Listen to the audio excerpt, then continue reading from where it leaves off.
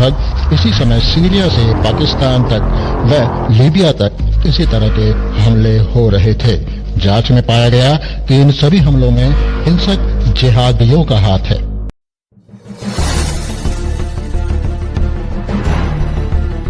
नमस्कार दोस्तों, एक बार फिर आपका स्वागत है हमारे YouTube channel shadows of history में। आज के अपने इस वीडियो में हम जानेंगे और पड़ताल करेंगे जिहाद के बारे में। अप्रैल 2016, जगह मोगादिशु, जो सोमालिया की राजधानी है। यहाँ चरमपंथी संगठन अल शबाब का एक सदस्य कार लेकर एक होटल में जा घुसा। कार में विस्फोटक भरा था, जिसके धमाके से 5 लोगों की मौत हो गई। ठीक उसी दिन अफगानिस्तान में तालिबान के आत्मघाती दस्ते के हमलावर ने विस्फोटक से लदी मोटरसाइकिल एक बस से टकरा दी। भयंकर धमाका हुआ और 12 लोगों की मौत हो गई। लगभग इसी समय सीरिया से पाकिस्तान तक व लीबिया तक इसी तरह के हमले हो रहे थे। जांच में पाया गया कि इन सभी हमलों में हिंसक जिहादियों का हाथ है। लेकिन ये समझ से बाहर का मामला है कि ये लोग कौन हैं और इनके मकसद क्या हैं।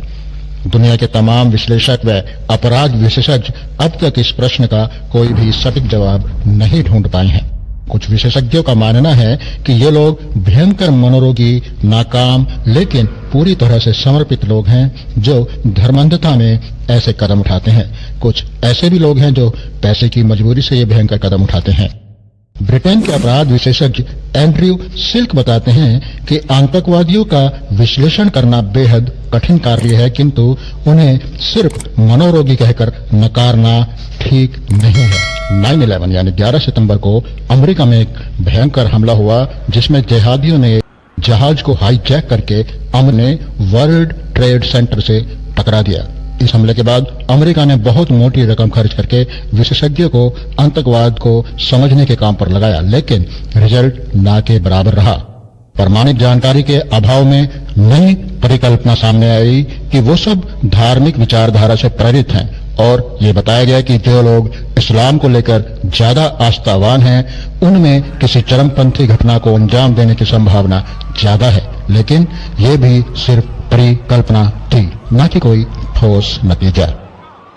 कृपया इसी तरह के वीडियो पाने के लिए हमारे चैनल को सब्सक्राइब करें। और अनेक क्राइम स्पेशलिस्ट व मनोवैज्ञानिक जिहादियों की इस मानसिक स्थिति को समझने की कोशिश कर रहे हैं, ताकि इसका कोई हल निकाला जा सके। लेकिन दुर्भाग्य से अभी तक इसके कोई सकारात्मक नतीजे नहीं निकल पाए हैं। जिहाद का अर्थ चरमपंथी द्वारा धर्म युद्ध माना गया, यानी दीन हक की ओर बुलाना व इनकार करने वाले से जंग करना। जिहाद का इतिहास लगभग 1400 साल पुराना माना जाता है। बेशक कुछ लोग जिहाद को अपने अंदर की बुराई को दूर करने का जरिया बताते हैं, लेकिन सच में जिहाद का मतलब वही है जिसे आप विश्व के नक्शे पर आतंकवाद के रूप में जानते हैं। मकसद सिर्फ यही है कि दुनिया के हर उस हिस्से को इस्लामिक बनाया जाए जहां इस्लाम नहीं है। हदीस में जिहाद के 4 रूप बताए गए हैं। नंबर 1 दिल से, नंबर 2 जीभ से, नंबर 3 हाथ से और नंबर 4 तलवार से। यह ध्यान देने योग्य है कि कुरान स्पष्ट रूप से युद्ध की शुरुआत को मना करता है और केवल वास्तविक आक्रमणकारियों से ही युद्ध की अनुमति देता है। लेकिन राजनीतिक यथार्थवाद को समझते हुए कुछ पूर्व और आधुनिक मुस्लिम लोगों ने गैर मुस्लिम क्षेत्रों पर मुस्लिम शासन का विस्तार करने के लिए युद्धों की अनुमति दी। इन्होंने माना कि क्षेत्र या देश जहां इस्लामिक शासन तो है, मगर देश की सारी जनता इस्लामिक नहीं है, तो वहां अन्य धर्मों को संरक्षित धर्म माना जाए और उन अन्य धर्मों के व्यक्ति पर जजिया कर लगाया जाए। जजिया कर वो कर है जो किसी इस्लामिक शासक द्वारा अपनी हुकूमत में रहने वाले अन्य गैर मुस्लिम लोगों या जनता पर लगाया जाता है, जो अपना धर्म छोड़कर इस्लाम कबूल नहीं करते। अपना धर्म बनाए रखने के लिए उन्हें यह टैक्स देना होता है।